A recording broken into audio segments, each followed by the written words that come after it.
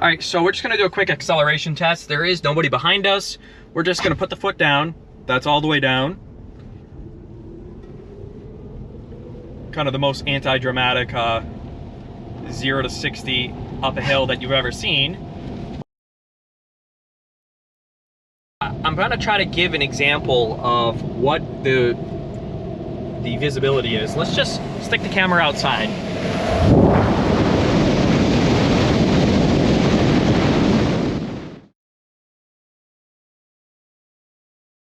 Can I get up my driveway, which is a little bit of snowplow status. So I'm sorry, Sean, that you're gonna be outside, but we're gonna try this worst case scenario up a hill with no momentum. Worst case scenario.